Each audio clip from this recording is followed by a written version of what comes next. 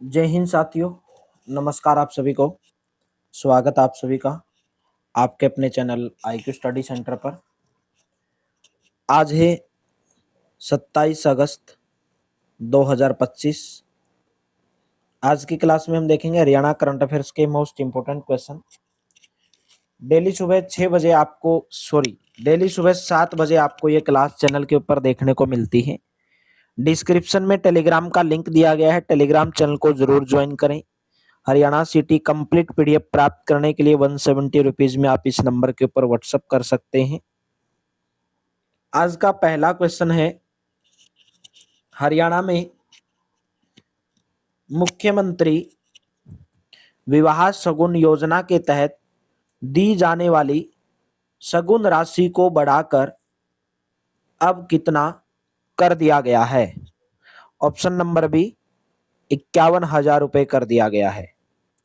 हरियाणा सरकार ने मुख्यमंत्री विवाह शगुन योजना के तहत पिछड़ा वर्ग परिवार को कन्यादान के रूप में दी जाने वाली शगुन राशि में 10,000 रुपए की बढ़ोतरी करते हुए इसे 41,000 रुपए से बढ़ाकर अब 51,000 रुपए कर दिया है। इस योजना का लाभ 1.80 लाख रुपए तक की वार्षिक आय वाले परिवार ले सकते हैं। वित्त वर्ष 2024-25 में हरियाणा ने कुल कितने करोड़ रुपए का GST संग्रह किया है? ऑप्शन नंबर बी,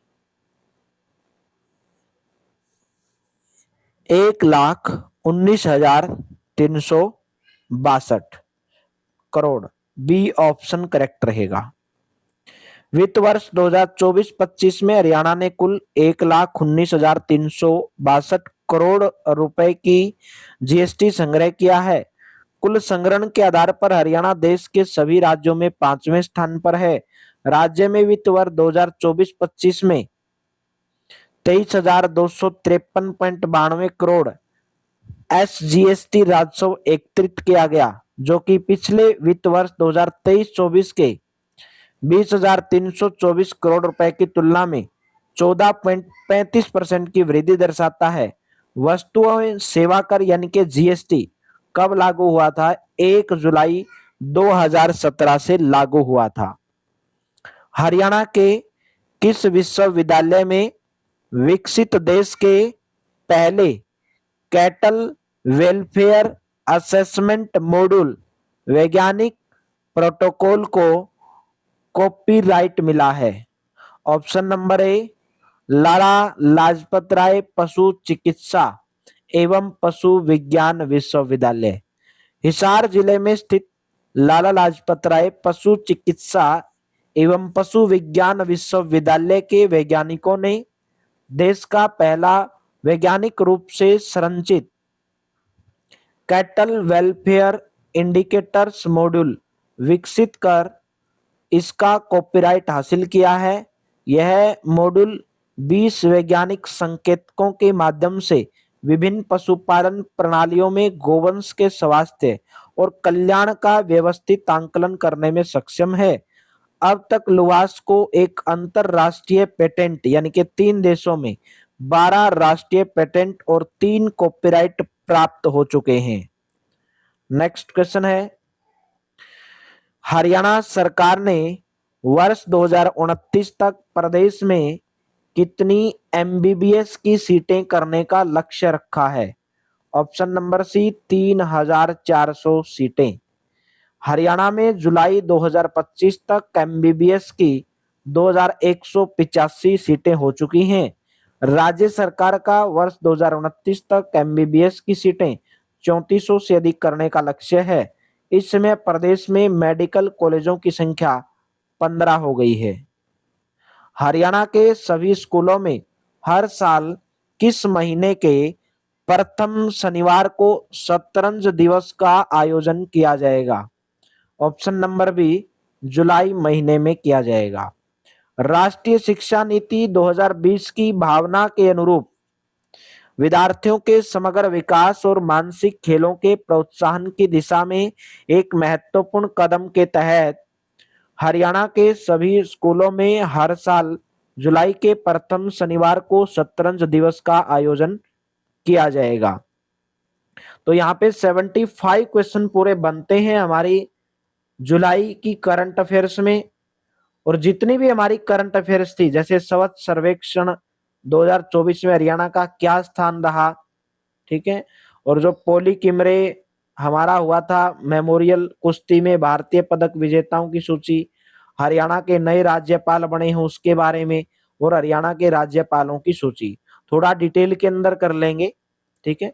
आपका रिवीजन भी हो जाएगा। करनाल 50,000 से 3 लाख तक की आबादी।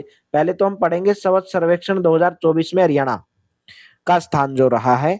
करनाल जो है 50,000 से 3 लाख तक की आबादी वाले शहरों में तीसरे स्थान पर रहा और इसे स्वच्छ शहर की श्रेणी में अवार्ड मिला।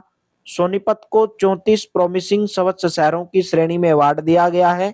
10 लाख से अधिक आबादी वाले 40 शहरों में हरियाणा का एकमात्र फरीदाबाद 34वें रैंक पर रहा। 3 से 10 लाख की आबादी वाले शहरों में रोहतक प्रदेश में अव्वल रहा और इस कैटेगरी में देश में रोहतक 25 में, गुरुग्राम 41 में, यमुनानगर 47 में और हिसार 59वें स्थान पर रहा। 50,000 से 3 लाख की आबादी वाले शहरों में करनाल प्रदेश में अव्वल रहा और इस कैटेगरी में देश में करनाल तीसरे और जो सोनीपत है वो 38वें और पानीपत 39वें और फतेहाबाद जो है 70वें स्थान पर रहा है, ठीक है। तो करनाल जो है तीसरे स्थान पर, ये 3 लिखा है, तीसरे स्थान पर रहा है, ठीक है। अभी हम जानेंगे जो पोलिक इमरे और वर्गा जोनस मेमोरियल 2025 कुश्ती में भारतीय पदक विजेताओं की सूची। अंतिम पंगाल हरियाणा से बात करेंगे। अंतिम पंगाल ने स्वर्ण पदक जीता। अंतिम पंगाल ने स्वर्ण पदक जीता। महिला वर्ग 53 किलोग्राम। हर्षिता ने स्वर्ण पदक। सुजीत कलकल स्वर्ण पदक। नेहा सांगवान रजत पदक। प्रिया मलिक रजत पदक। सुमित रजत पदक। नीलम कांस्य पदक। मनीषा कांस्य पदक। राहुल ने भी कांस्य पदक। अनिल मोर ने कांस्य पदक, ठीक है। एक बार थोड़ा मोटा मोटा इनको याद कर लोगे, लेकिन ज्यादा बहुत कम ही पूछे जाते हैं, लेकिन फिर भी ये जरूर याद कर लोगे ये वाली लाइन। पोली किमरे और वर्गा जोनस मेमोरियल 2024 कुश्ती में भारतीय पदक विजेताओं की सूची। बस इतना ज्यादातर याद कर लोगे कि कितने, वैसे तो पूछ सकता है खिलाड़ी भी एक, लेकिन एक बार नजर मार लो कितने खिलाड़ी हैं, कितने स्वर्ण पदक हैं। 1 2 3 स्वर्ण पदक हैं, 3 रजत पदक हैं और 4 कांस्य पदक हैं, ठीक है। हरियाणा के जो 19वें राज्यपाल बने हैं प्रोफेसर असीम कुमार घोष, उसके बारे में डिटेल में जानेंगे। चंडीगढ़ स्थित राजभवन में 21 जुलाई 2025 को पंजाब हरियाणा हाईकोर्ट के चीफ जस्टिस शील नागू ने प्रोफेसर असीम कुमार घोष को हरियाणा के 19वें राज्यपाल के रूप में पद और गोपनीयता की शपथ दिलाई। राष्ट्रपति द्रौपदी मुर्मू ने 14 जुलाई 2025 को प्रोफेसर असीम कुमार घोष को हरियाणा का नया राज्यपाल नियुक्त किया। यह नियुक्ति संविधान के अनुच्छेद नंबर 155 के तहत की गई है। प्रदेश के 18वें राज्यपाल बंडारू दत्तात्रेय रहे, जिन्होंने 7 जुलाई 2021 को पदभार ग्रहण किया था। 1944 में पश्चिम बंगाल के हावड़ा में जन्मे असीम ने कोलकाता के विद्यासागर कॉलेज से राजनीति विज्ञान में ग्रेजुएशन किया था। देखिए जो डिटेल करा रहा हूँ इसको नोट्स बनाने की जरूरत नहीं, क्योंकि ऑलरेडी मैं ये करवा चुका हूँ आपको। बस ये मैं थोड़ा सा जो मेन पॉइंट है वो मैं आपको बता रहा हूँ, ठीक है।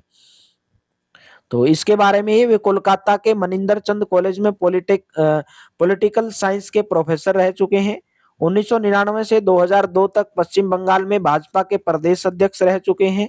2003 से 2005 तक त्रिपुरा के लिए भाजपा का पर्यवेक्षक भी नियुक्त किया गया।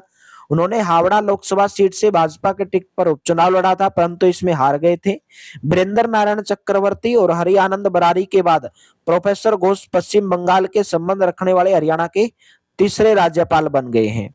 हरियाणा के राज्यपालों की कुछ सूची दी गई है यहाँ पे, तो याद कर सकते हैं आप, क्योंकि एग्जाम के अंदर पूछा जाता है बहुत बार कि धर्मवीर जो है हरियाणा के पहले राज्यपाल थे, कब से कब तक थे। 1 नवंबर 1966 को बने थे और 14 सितंबर 1967 तक थे।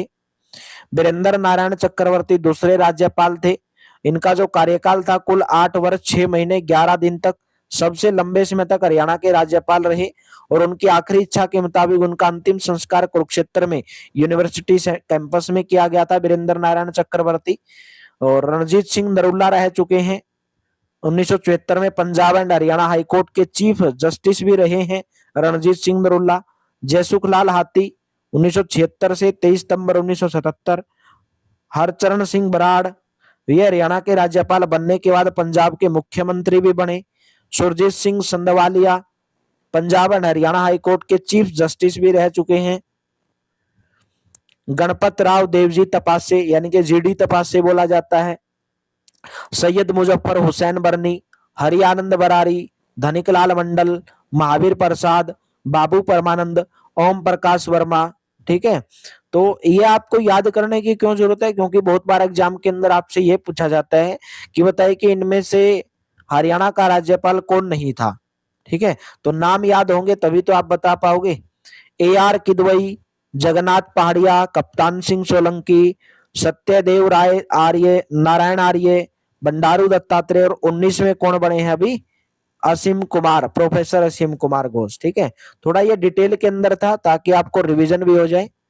तो चलिए अभी हम जुलाई महीने में जो महत्वपूर्ण दिवस मनाए गए हैं, कौन कौन से दिवस मनाए जाते हैं, वो हम डिटेल के अंदर करेंगे। और ये भी अब की बार आपने देखा होगा एग्जाम के अंदर पूछा जाता है, तो एक बार हम इनको डिटेल के अंदर करेंगे और फिर उसके बाद कल जो है ये पूरी आपकी कंप्लीट हो जाएगी। पहले हम आज इनको डिटेल के अंदर कर लेते हैं। तो विश्व रेंजर दिवस कब मनाया जाता है? विश्व रेंजर दिवस 31 जुलाई को मनाया जाता है। डी ऑप्शन करेक्ट रहेगा। प्रत्येक वर्ष 31 जुलाई को विश्व रेंजर दिवस मनाया जाता है। यह ड्यूटी के दौरान मारे गए या घायल हुए रेंजरों की याद में और दुनिया की प्राकृतिक और सांस्कृतिक विरासत की रक्षा के लिए रेंजर्स द्वारा किए गए कार्य का जश्न मनाने के लिए मनाया जाता है।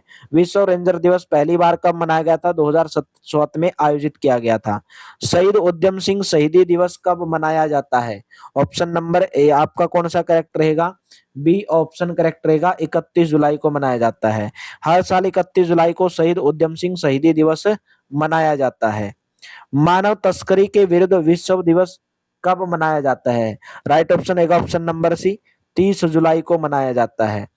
प्रत्येक वर्ष 30 जुलाई को मानव तस्करी के विरुद्ध विश्व दिवस मनाया जाता है। वर्ष 2013 में महासभा ने मानव तस्करी के शिकार लोगों की स्थिति के बारे में जागरूकता बढ़ाने और उनके अधिकारों के प्रचार और प्रसार संरक्षण के लिए 30 जुलाई को व्यक्तियों की तस्करी के खिलाफ विश्व दिवस के रूप में नामित किया था। अंतरराष्ट्रीय मित्रता दिवस कब मनाया जाता है? अंतरराष्ट्रीय मित्रता दिवस 30 जुलाई को मनाया जाता है। डी ऑप्शन करेक्ट रहेगा। हर वर्ष 30 जुलाई को अंतर्राष्ट्रीय मित्रता दिवस मनाया जाता है। वर्ष 2011 में संयुक्त राष्ट्र महासभा ने देश, रंग, लिंग, धर्म आदि के बावजूद विभिन्न देशों के लोगों की दोस्ती के मजबूत बंधन को बढ़ाने के उद्देश्य से अंतर्राष्ट्रीय मित्रता दिवस घोषित किया। अंतर्राष्ट्रीय बाघ दिवस कब मनाया जाता है? ऑप्शन नंबर डी करेक्ट रहेगा, 29 जुलाई को मनाया जाता है। अंतर्राष्ट्रीय बाघ दिवस प्रतिवर्ष 29 जुलाई को मनाया जाता है। इसका उद्देश्य बाघ के प्राकृतिक आवास को सुरक्षित करना व बाघ संरक्षण के बारे में जागरूकता फैलाना है। अंतर्राष्ट्रीय बाघ दिवस 2025 की थीम स्वदेशी लोगों और स्थानीय समुदायों को ध्यान में रखते हुए बाघों के भविष्य को सुरक्षित करना, ये इसकी थीम रखी गई है। इस दिवस को पहली बार कब मनाया गया था? 2010 में मनाया गया था। नेशनल पेरेंट्स डे कब मनाया जाता है? ऑप्शन नंबर डी जुलाई के चौथे रविवार को मनाया जाता है। हर साल जुलाई के चौथे रविवार को नेशनल पेरेंट्स डे मनाया जाता है। यह दिन माता पिता और उनके निस्वार्थ प्यार और त्याग को समर्पित है। नेशनल पेरेंट्स डे को मनाने की शुरुआत 8 मई 1973 को दक्षिण कोरिया में हुई थी। वहीं पेरेंट्स डे को ऑफिशियल तौर पर सेलिब्रिटी करने की शुरुआत 1994 में अमेरिका में हुई थी। ठीक है, तो आज की क्लास में इतना ही। बाकी कुछ डे और यहाँ पे जुलाई में जो मनाए जाते हैं वो और बचते हैं, वो और आपको कराए जाएंगे। उसके बाद आपकी एक दिन जो है पूरी जुलाई की जो हमने करंट अफेयर्स करी है वो आपको एक दिन में फिर एक बार रिवीजन कराया जाएगा। एक दिन पूरी क्लास ले लेंगे, आधे घंटे की जो भी रहेगी। ठीक है, ताकि आपका बाद में रिवीजन भी हो जाएगा। तो चलिए मेरे दोस्तों, thank you, have a nice day. मिलते हैं कल की क्लास में और डेली क्लास को ज्वाइन करते रहें।